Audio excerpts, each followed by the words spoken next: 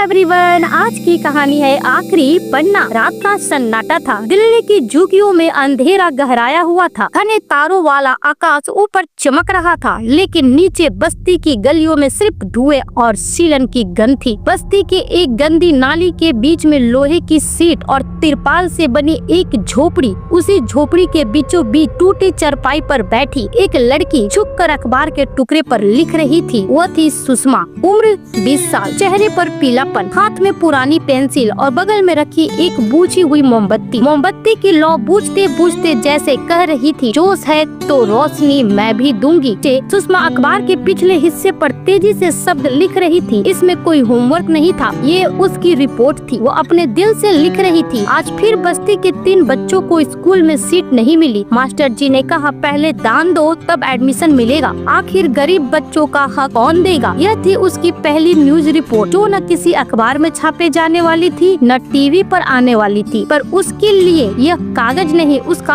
अंतिम पन्ना था, क्योंकि उसका सपना था पत्रकार बनना। सुषमा दिल्ली के उन झुग्गियों में रहती थी जिनके बारे में अखबार वाले कभी गैर कानूनी बस्तियां लिखते हैं। टूटी फूटी सड़कें, नालियों की बदबू, पॉलिथीन से ढकी छतें और दिन भर का शोर। उसके पिता गणेश रिक्शा चलाते थे। पूरे दिन लोगों को खींचते हुए कमर सीधी नहीं हो पाती। माँ सावित्री पास के पॉश कॉलोनी में झाड़ू पोछा करती। दिन भर की मेहनत के बाद भी घर की हालत वही, आधा पेट खाना, बच्चों की फीस की कमी और कर्ज पर कर्ज। सुषमा की एक छोटी बहन और भाई भी थे। दोनों छोटे छोटे सपनों के साथ रहते, पर घर में सबसे बड़ी जिम्मेदारी सुषमा पर ही थी। गाँव से आकर झुग्गी में पली सुषमा के लिए किताबें ही असली खजाना थी। वह रोज पास की सरकारी लाइब्रेरी पैदल जाती, 10 किलोमीटर का चक्कर खुले पैरों से। वहाँ से पुरानी पत्रिकाएं और किताबें उठाकर घर लाती। किताबें उसके लिए खिड़की जैसी थी, जिससे वो बाहर की दुनिया दिखती थी। लोग कहते, ये लड़की ज्यादा पढ़ लिख कर करेगी क्या, सफाई ही तो करनी है बड़ी होकर। पर सुषमा अपने दिल की आवाज सुनती थी, नहीं, मैं वह नहीं बनूंगी जो हमारी आवाज सब तक पहुंचाए, पत्रकार। एक दिन बस्ती में बड़ा हंगामा हुआ। एक छोटे बच्चे के साथ जोर जबरदस्ती हुई और दोषी बस्ती का दबंग आदमी था। सारी बस्ती डर कर चुप रही, पुलिस पैसे लेकर चुप रही, पर सुषमा अंदर से जल उठी। उसने सारा किस्सा लिखा और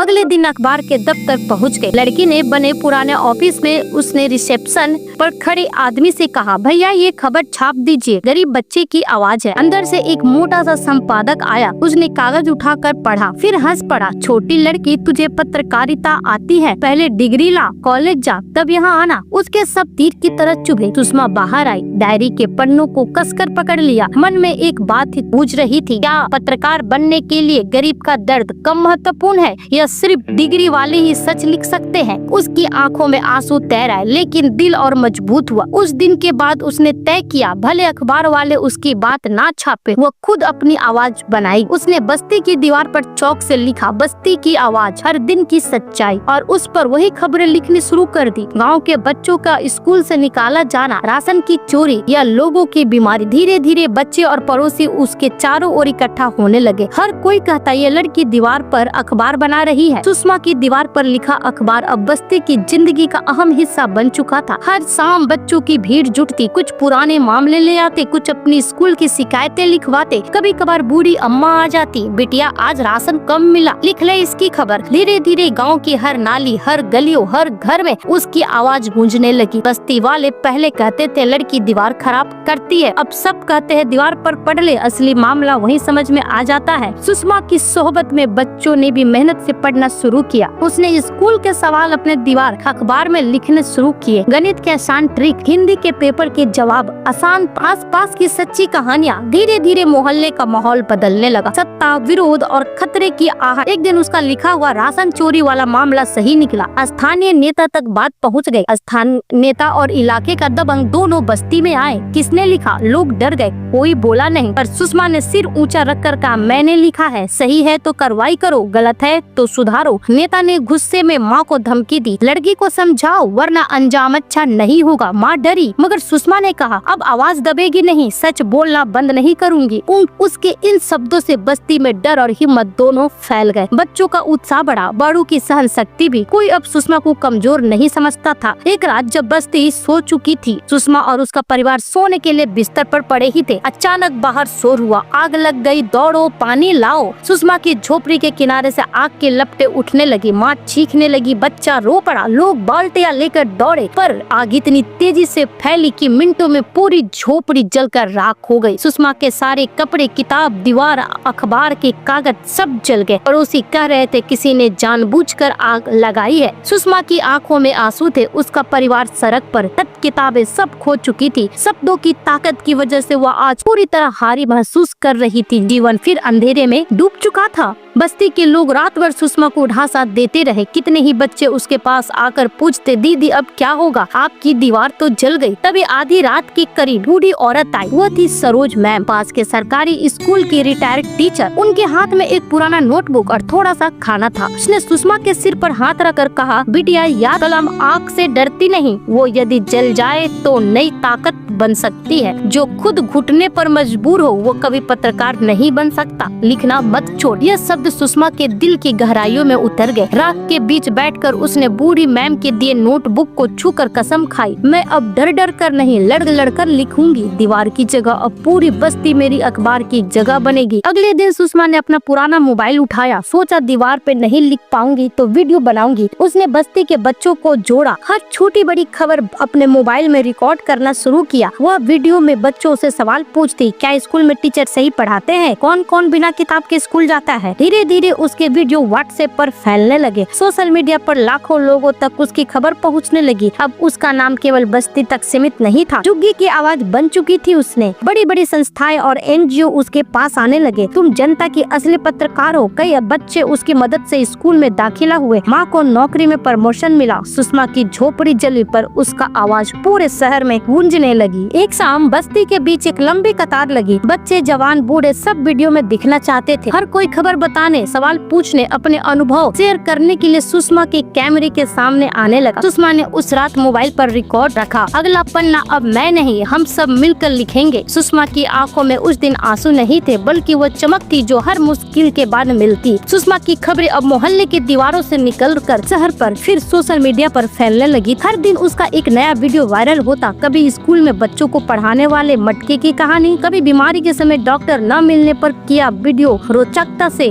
देखे जाते। सुषमा अब अपने मोबाइल से बंगाली मोहल्ला, मुस्लिम बस्ती, पड़ोसी स्लम हर जगह पहुंचने लगी थी। उसकी भाषा आम थी, उसका सवाल सीधा। वो कभी पढ़ाई से जुड़ी तकलीफें तो कभी लड़कियों की परेशानियों पे चर्चा करती। हर वीडियो में एक संदेश था बदलाव का। धीरे धीरे शहर में मीडिया संस्थानों का ध्यान उस पर गया। कई बार स्थानीय समाचार चैनल उसके वीडियो लेकर स्टोरी बनाते। सुषमा की माँ खुशी से कहती, अरे मेरी बेटी टीवी में आई है। पर सुषमा जानती थी असली बदलाव तब है जब उस आवाज से बस्ती में सुधार आए। एक दिन सुषमा को ईमेल आया, दिल्ली यंग जर्नलिस्ट अवार्ड के लिए आपकी नामांकित खबर चुनी गई है, आपको शहर के बड़े मीडिया केंद्र में बुलाया जाता है। सुषमा की आंखों में चमक आ गई। घर की झोपड़ी के पास बैठकर माता पिता को यह खबर बताई। पहले तो सब हैरान, फिर भावुक। मोटा सा मफलर पहनकर, मोबाइल और अपनी नोटबुक लेकर वह शहर की ओर गई। बड़ा मीडिया सेंटर, चमकती लाइटें, हर तरफ लोग कैमरे में बात कर रहे थे। सुषमा ने देखा जिन संपादकों ने कभी उसे बाहर किया था, अब वही उसका वीडियो बड़े पर्दे पर चला रहे थे। स्टेज पर बुलाकर गुलदस्ता दिया गया। आपने बस्ती की सबसे बड़ी झुग्गी की सच्ची पत्रकारिता की नींव रखी है। लोग तालियां बजाते रहे। उसकी आवाज अब सिर्फ इलेक्ट्रॉनिक मीडिया पर नहीं थी, बल्कि सबके दिलों में थी। उसे मिली इंटर्नशिप ऑफर, बड़े न्यूज चैनल में काम करने का मौका। बस सुषमा अब बस्ती लौटी तो बच्चे उसका इंतजार कर रहे थे। दीदी अब आप और बड़ी पत्रकार बन गई, हमें भी सिखाओ। उसके दिल में एक सवाल उठा, क्या मैं अकेले आगे बढ़ूं? ये सबका हाथ थाम कर नई राह बनाऊं? तभी उसे याद आया, राख के बीच साहस बोने वाली वह रात। उसने ठान ली, अब हर बच्चे को कलम और कैमरा और सवालों की ताकत सिखाऊंगी। उसने बस्ती की पुरानी दुकान किराए पे ली। दीवार पर बड़े अक्षरों में लिखा, फ्री मीडिया क्लास। बस्ती के बच्चों के लिए हर शनिवार बच्चों को पत्रकारिता, फोटो, वीडियो बनाने, सवाल पूछने, रिपोर्टिंग के कौशल सिखाए जाने लगे। बस्ती की नई सुबह। धीरे धीरे जो बच्चे डरते थे बोलने से, अब वे अपने परिवार की मुश्किल सवाल पूछने लगे। बच्चे अब स्कूल में जाकर मास्टर जी से पूछते, सर ये सिलेबस में क्यों नहीं है? माता पिता उसकी क्लास में बैठने लगे।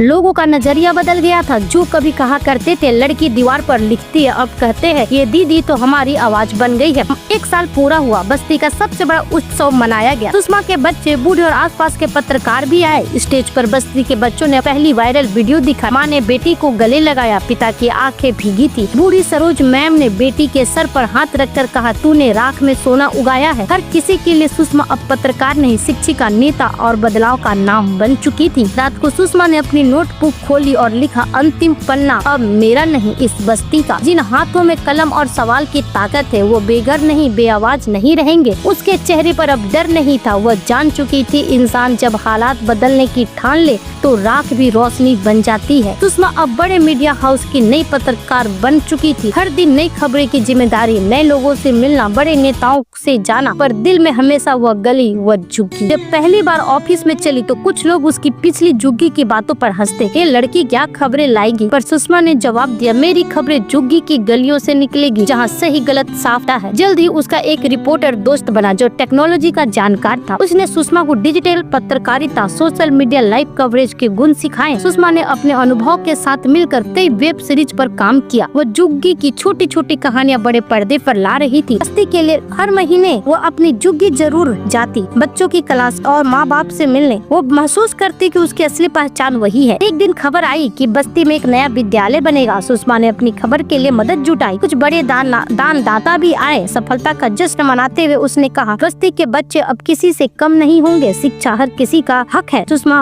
अब नए सपनों के साथ बच्चों को बताती, जिंदगी में असली जीत तब होती है जब तुम अपने हालात से लड़ो बिना हारे। उसने फ्री मीडिया क्लास को और भी बड़ा किया, लोगों को सशक्त बनाया और बस्ती के खबरों के केंद्र में लाकर खड़ा किया। अंत में सुषमा ने एक अखबार के लिए लिखा, यह मेरा अंतिम पन्ना नहीं बल्कि बस्ती के हजारों आखिरी पन्नों की शुरुआत है। जिन्होंने कभी किसी की नहीं सुनी आज अपनी आवाज खुद बना रहे हैं। मेरी कहानी आपकी भी हो सकती है, बस लड़ना ना छोड़े। जब सुषमा मंच पर खड़ी थी पुरस्कार लेते हुए कह रही थी, मैं एक गरीब बस्ती की लड़की हूँ जिसने खुद का अंतिम पन्ना लिखा है और आप सबको भी यही कहती हूँ, अपनी कहानी खुद लिखो, रास्ता खुद बनाना पड़ता है। तालियों की गड़गड़ाहट के बीच उसकी आंखों में चमक थी, सपने की, जीत की, नई उम्मीद की। कहानी अच्छी लगी हो तो लाइक शेयर सब्सक्राइब करना बिल्कुल न भूले। फिर मिलती हूँ एक नई वीडियो में, तब तक अपना ख्याल रखें और स्वस्थ रहें। Bye bye.